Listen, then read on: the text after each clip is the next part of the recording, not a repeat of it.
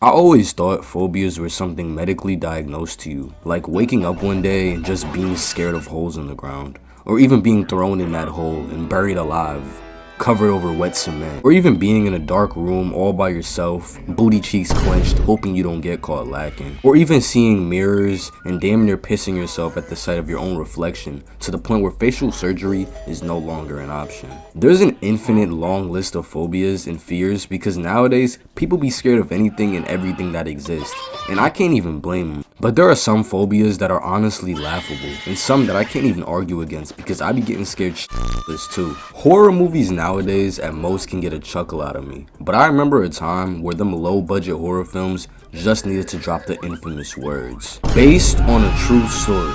I see them words and I'm getting out of there instantly. You can't get me to stay and finish that movie, not without at least 24-hour surveillance over me, or unless that movie ends with that demonic entity being sent back to its sunken place. It's like every day there's a new thing actively trying to add to the list of things making this world less desirable. In New York, why is there a foot-long spider DLC being dropped in? I never thought these Australian-like threats would be anywhere near me, but yet a Joro spider exists. What the f can I kill a foot-long spider with? Who is killing these things anyways? You could probably throw 2 max-sized BBLs at that thing and it'll probably still be alive. And for people with arachnophobia, the fear of spiders, I wish y'all the best. If I was y'all, I'd prepare flamethrowers, grenades, AKs, and all other kinds of artillery for this nasty behemoth of a bug. Spiders are some of the most disturbing creatures. If they were all cool and giving out powers like Spider-Man, then me and Spider can have dinner, we can go for a walk, we could talk about all our life issues,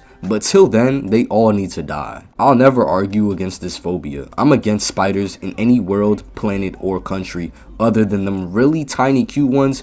We could save like one of those and the rest can get death sentences. If you've ever been unlucky enough to be stuffed in a closet or a locker, you know that being in any small space, especially a closet, is a nightmare. I've never been stuffed in a closet, but I know a lot of people who have came out of them and it's a scary moment. A dark and tight room may be the perfect setting for a Diddy party, but for anyone who's claustrophobic, you probably feel like you're gonna run out of air. I don't like this phobia, to be honest. Small confined spaces have a lot of great uses if you're alone, in my opinion, but if you end up in there with someone else, protect them cheeks. A lot of weird stuff happens in the dark, but what about the sky? We can't see shit up there but birds, clouds, and the color blue. Whenever I'm at the top of a building or in a plane and I look down, all I could think is that that fall damage would be crazy. People with acrophobia deal with that all the time. For anyone who's especially short, you can skip this part since you're already close to the ground. But I'd have to side with a lot of people on that shit because jumping out of planes or off of bridges sounds like a Final Destination themed funeral in my future. I never liked heights and I never will. As much as I love taking flights to new places, the second I hear about turbulence, I'm in the plane bathroom repenting to the Lord, begging for a second chance at life. Call it what you want to call it.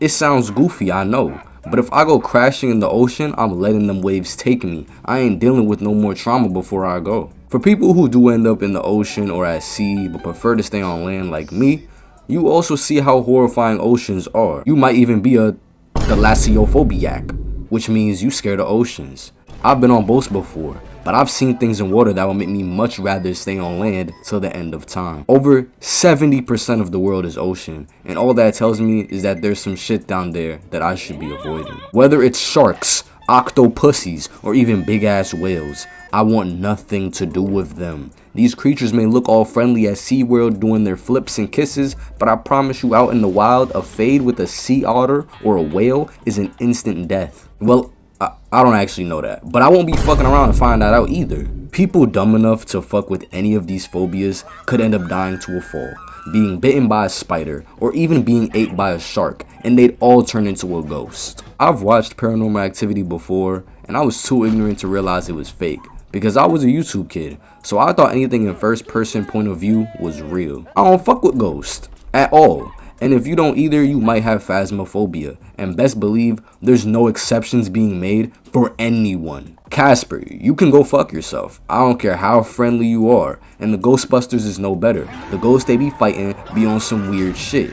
And you Those ghosts had them humans tweaking. Every night, one by one, they was just out there catching bodies. Real or fake, I'm convinced ghosts could easily turn the population into a statistic if they really wanted to. Any doll movies like Annabelle or movies that involve that Ouija board, they're all a problem. Keep them demonic spirits away from me. Why are people even making movies on that stuff? Ain't no one asked for that. I don't like people that much either. That don't mean we need demons. On second thought, I don't think there's any phobias that are that silly. I kinda agree with all of them.